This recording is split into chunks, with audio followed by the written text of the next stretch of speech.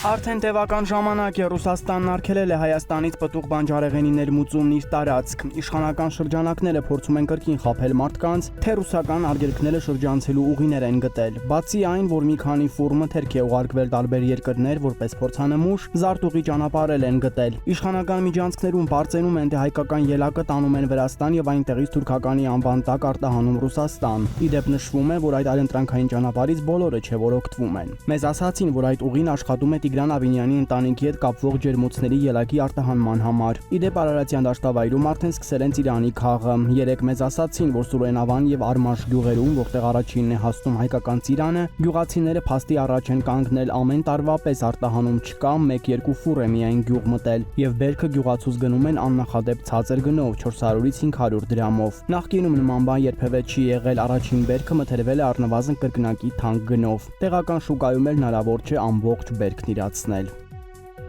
Որոշ տեղեկություններով ռուսական գազի թանկացման պարագայում Փաշինյանի ընկերն ու դաշնակիցը դարձած Իլհամ Ալիևը խոստացել այլընտրանքային գազ մատակարարել Հայաստանին, մենակ չթողնել կրտսեր ընկերոջը։ Սխեման ըստ մեր աղբյուրի լինելու է այսպիսին. Ադրբեջանը գազը գնելու է Ռուսաստանից եւ համեմատաբար էժան գնով տրամադրելու է Հայաստանին, իսկ թե ինչպես է դա իրականացվելու տեխնիկական անդամասների վերաբերյալ մեր աղբյուրները լռում են։ Միայն ենթադրում են, որ գազի գնի էժանացումը հավանաբար սուբսիդավորելու է Ալիևը։ Մեր աղբյուրն ասում է, որ այդ համատեքստում լարվել են նաև Ռուսաստանի եւ Ադրբեջանի հարաբերությունները, քանի որ ՌԴ իշխանությունները նման տրանզիտ գործարքին վատ են վերաբերվում։ ՀՀ իշխանությունները սիրով ռուսական ազդեցությունը կփոխարինեն թուրք-ադրբեջանականով։ Նշենք, որ իշխանական եւ մեծիշխանական շրջանակները չեն էլ թաքցնում, որ գազի ներկրման հարցում այլընտրանքը կարող է լինել Ադրբեջանը։